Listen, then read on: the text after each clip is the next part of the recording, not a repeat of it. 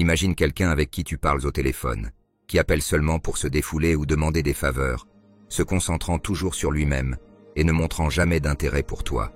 Tu ne peux pas en placer une, et il termine abruptement l'appel avec un « Bon, je te laisse », avant de raccrocher.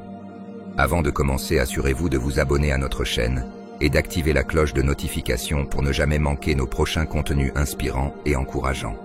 Merci de nous rejoindre. Maintenant commençons. Dans Matthieu 6, 7, 8, il est dit « Lorsque vous priez, ne multipliez pas de vaines paroles comme les païens, qui s'imaginent qu'à force de paroles qu'ils seront exaucés. Ne soyez pas comme eux, car votre Père sait ce dont vous avez besoin, avant même que vous le lui demandiez. » Ce passage suggère que Dieu pourrait ressentir la même chose lorsque nous prions sans sincérité. Si tu es comme moi, tes prières pourraient se diviser en 4 types.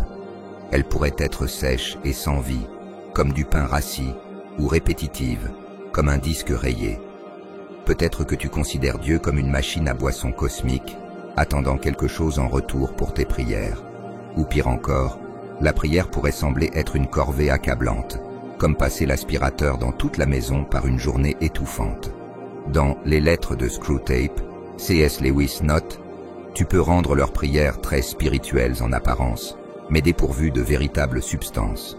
Encourage ton patient à chercher des sentiments sans mots et des mots sans signification, en l'empêchant de réaliser que la vraie foi ne peut être forcée par la seule volonté.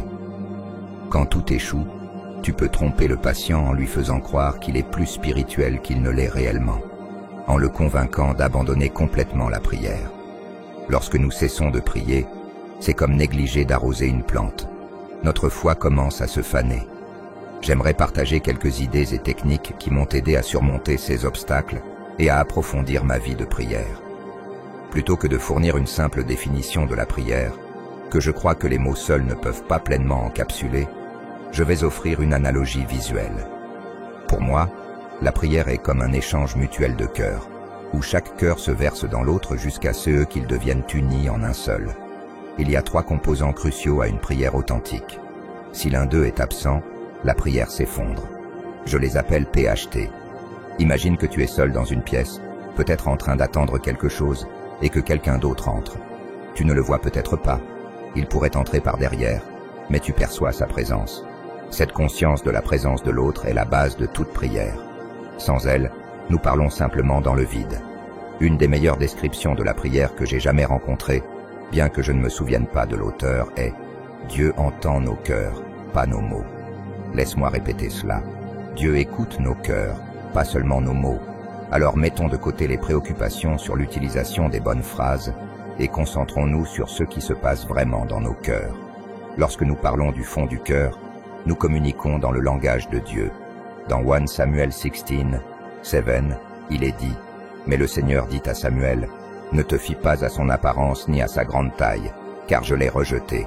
Le Seigneur ne regarde pas ce que regarde l'homme. L'homme regarde à ce qui frappe les yeux, mais le Seigneur regarde le cœur. » Et si nous retournions cette perspective, nous devons apprendre à écouter le cœur de Dieu en nous-mêmes, non pas à travers des mots, des sentiments ou des signes, mais à travers les inspirations ou mouvements subtils et délicats au sein de notre être. Ce sont les moments de clarté dans l'âme. Dans Romains 8, 26, 27, il est écrit « De même, l'Esprit nous aide dans notre faiblesse. Nous ne savons pas ce qu'il convient de demander dans nos prières, mais l'Esprit lui-même intercède pour nous par des soupirs inexprimables. Et celui qui scrute les cœurs connaît la pensée de l'Esprit, car l'Esprit intercède pour les saints selon la volonté de Dieu. » Lorsque nous maîtrisons ce langage subtil du cœur, nous dialoguons véritablement avec Dieu. Imagine ces anciens costumes de plongée où la survie du plongeur dépendait entièrement de l'opérateur en surface, qui pompait de l'air jusqu'à lui. Si le plongeur devait remonter, il tirait sur la corde et attendait que l'opérateur le remarque et le tire vers le haut. De même, si nous sommes comme le plongeur, nous devons placer notre confiance totale en Dieu, comptant sur lui pour chaque souffle. Cependant, contrairement à l'opérateur, Dieu est le créateur de l'univers qui nous aime au-delà de la compréhension. Dans Les Lettres de Screwtape, C.S. Lewis décrit une tactique, focaliser l'attention du patient sur ce qui est visible et tangible pour le distraire de la présence de Dieu. Il note que Dieu permet la souffrance comme un test de confiance, désirant que Jésus créatures apprennent à lui faire confiance même dans les ténèbres et l'incertitude. Notre défi est de maintenir cette confiance et d'éviter d'être influencé par ce qui est visible et tangible. Réfléchis à ces mots. Tout l'univers devant le Seigneur est comme un grain de sable ou une goutte de rosée du matin. Pas un seul moineau ne tombe à terre sans que Dieu le sache, et même les cheveux de ta tête sont comptés. N'aie donc pas peur, tu vaux plus que beaucoup de moineaux. C'est celui en présence de qui nous nous tenons, celui à qui nous versons notre cœur tout entier, celui en qui nous avons confiance pour notre propre souffle. Il est essentiel de nous préparer avant de prier, car nous nous tenons en présence du Créateur de l'univers. En nous rendant présents à Dieu, il se rend présent à nous. Considère cela profondément. Je préfère trouver un endroit calme et sombre, avec les pieds ancrés et les paumes ouvertes, prêtes à recevoir. Notre posture est importante, car notre corps reflète notre âme. Lorsque notre corps est ouvert, notre âme l'est aussi. Notre cœur, ou âme, est spirituel. C'est la porte d'entrée du domaine spirituel, où nous rencontrons Dieu. Comme le note C.S. Lewis dans Lettre à Malcolm, la prière, dans le sens de faire des demandes, n'est pas ce qui compte réellement. Ce qui compte, c'est d'élever notre esprit et notre cœur vers Dieu. La première étape est d'entrer dans notre sanctuaire intérieur, notre cœur, et d'éliminer toutes les distractions. Commençons par une technique simple pour alléger le stress. Comme C.S. Lewis en parle dans Lettre à Malcolm.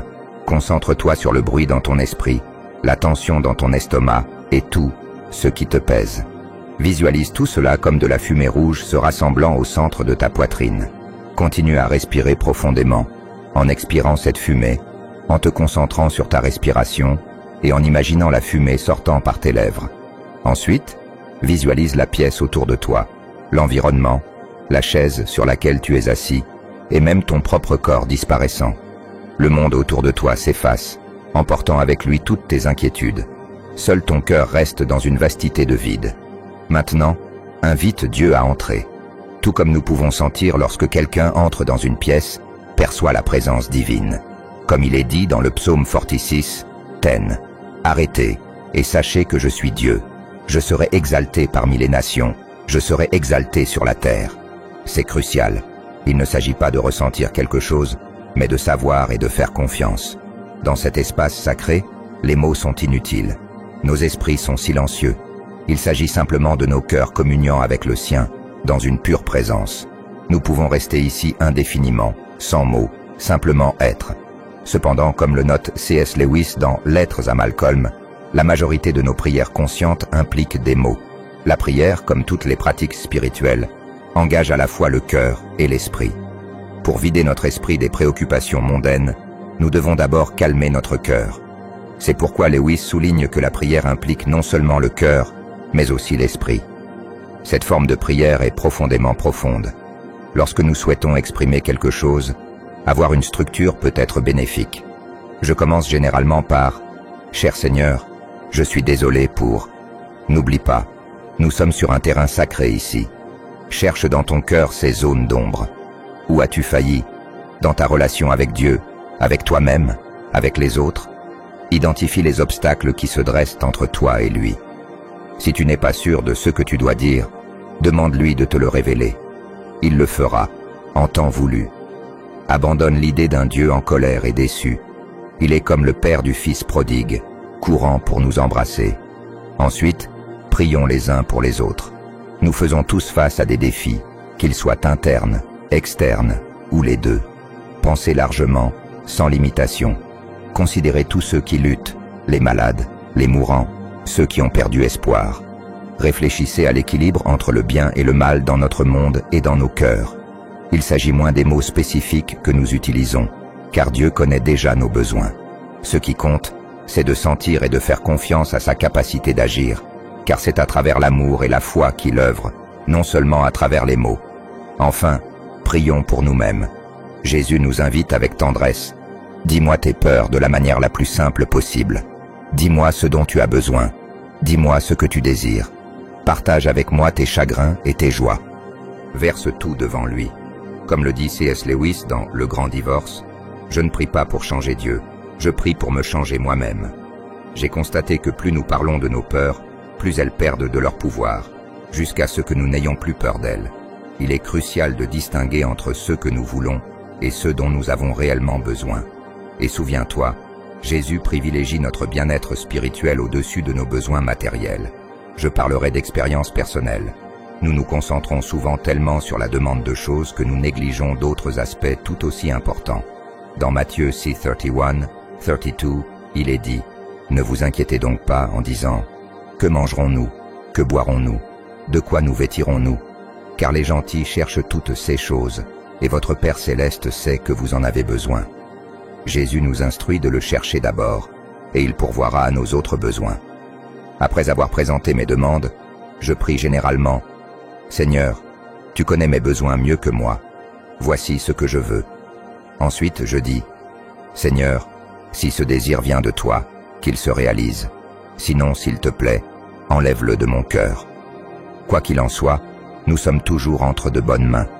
Plus nous nous engageons dans cette pratique sincère, plus nous réalisons qu'il n'y a en réalité qu'une seule chose dont nous avons besoin et que nous désirons vraiment.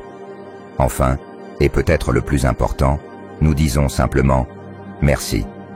Il n'est pas nécessaire d'utiliser des mots élaborés. Exprime-le simplement sincèrement depuis ton cœur. Je conclus toujours en disant « Seigneur, je sais que tu peux tout faire. » Pour être honnête, il y a des moments où je n'ai tout simplement pas envie de prier. Une grande partie de cette réticence est due à diverses préoccupations, mais ce ne sont que des symptômes superficiels. Ce qui compte réellement, c'est de savoir si j'aime véritablement Dieu. Crois-je vraiment qu'il est un être vivant avec qui je peux converser, qui m'entend et m'aime profondément? Si je crois véritablement cela, alors il n'y a pas de meilleure façon de passer mon temps sur cette petite planète que de consacrer quelques moments chaque jour à parler au Créateur de l'univers. Comme le confirme Romains 8:38-39, car je suis persuadé que ni la mort, ni la vie, ni les anges, ni les démons, ni le présent, ni l'avenir, ni aucune puissance, ni la hauteur, ni la profondeur, ni aucune autre créature ne pourra nous séparer de l'amour de Dieu qui est en Christ Jésus notre Seigneur. Il est le roi de la paix, l'incarnation de tout ce que je désire, ai besoin et recherche.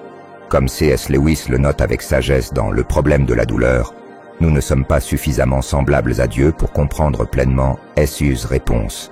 Parfois, nos prières peuvent ne pas produire les résultats que nous espérons parce que nos désirs pourraient être inférieurs à ceux que Dieu est prêt à offrir. Il est tout à fait normal de lutter avec cela. Tout le monde le fait. Cependant, il est important d'aborder Dieu avec honnêteté et ouverture dans nos prières. Comme le conseille Lamentation 2:19, nous devons exprimer nos sentiments les plus profonds au Seigneur, élevant nos mains vers lui dans une supplication sincère pour le bien-être de ceux que nous chérissons, même en période de grands besoins. Essayez de consacrer une semaine à cette approche à votre manière, et vous pourriez expérimenter une connexion profonde avec Dieu au plus profond de votre âme. Lorsque cela se produit, chérissez-le. Cela devient le fondement sur lequel notre relation avec Dieu évolue vers un dialogue plus profond et plus intime, plutôt qu'une simple conversation.